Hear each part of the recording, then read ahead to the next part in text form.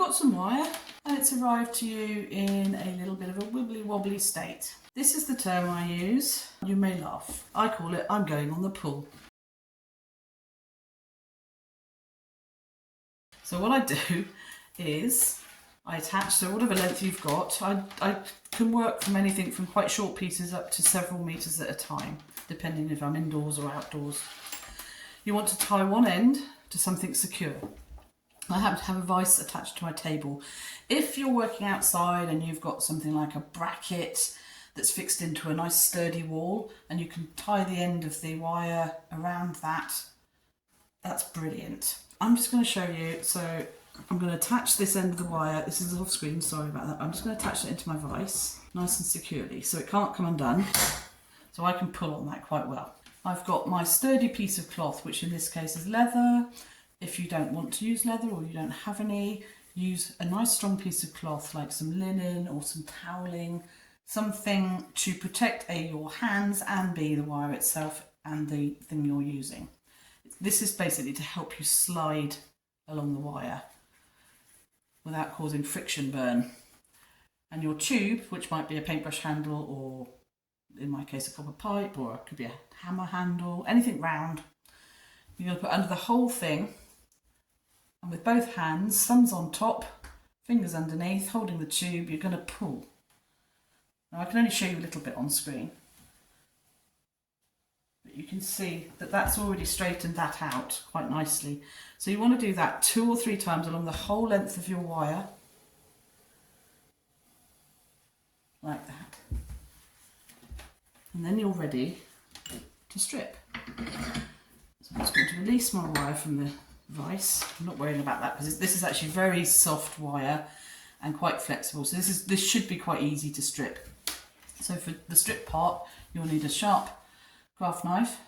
I like these extendable ones. I'm getting low on the blade here, but you can keep on having sharp parts of the blade, because every time you catch that blade against the copper wire, it's going to blunt it. So these knives are really quite useful. And what you do is you hold the wire with one hand, with your non-active hand, and with the hand you write with, you can hold the knife and you want to make sure it's facing away from you. You can use the knife and hold the wire still and go like that, or you can hold the knife still and pull the wire. So there isn't really a right or wrong way of doing this. You do what's comfortable and what works for you. Sometimes the plastic coating comes off in very, very small pieces and it becomes very frustrating. And I might change my blade any second now because I think this is getting blunt. And then you want to do the whole way length. So I'm going to turn it actually all the way around so that this is the end I'm pulling. I'm going to see if I can do the whole length of wire. Sometimes it's really, really easy and other times it's not. But there you go. Once you find that sweet spot, you can pull quite long lengths of that plastic off, or cut quite long lengths of that plastic off with the blade. Now, because I've got thin wire in this, these are, be careful, as you can tell, because that's just cut the wire. And these very fine pieces of wire are really sharp. So just be careful, be aware that this knife is sharp enough to cut the wire inside. So you've got to get that angle just right. Hopefully, so I've cut it again. So the thinner the wire actually, this very, very fine wire inside is actually quite hard and does take some practice. So do be careful. But I haven't found an easier way of doing this, and if you find one, please tell me, because I spend hours doing this. So I'm just going to speed this up now till I get to the end.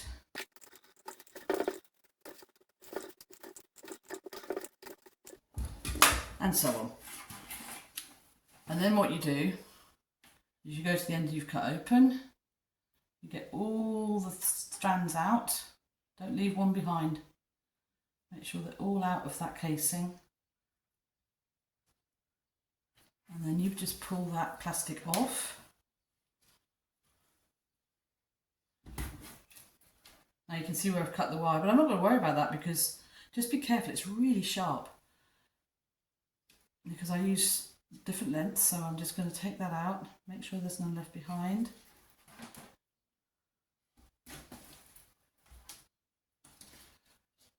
And there you have it. So that's the thinner wire.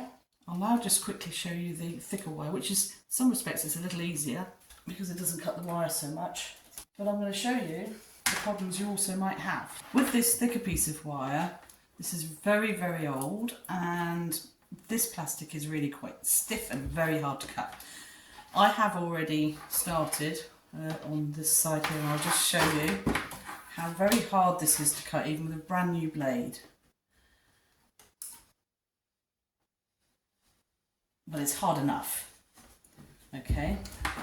If you find it too hard and it's coming off in really tiny pieces, there's two options. You can attempt to take your blade vertically down through and do that, but do be careful, keep your fingers well away from the blade and cut through that way and then peel off the plastic.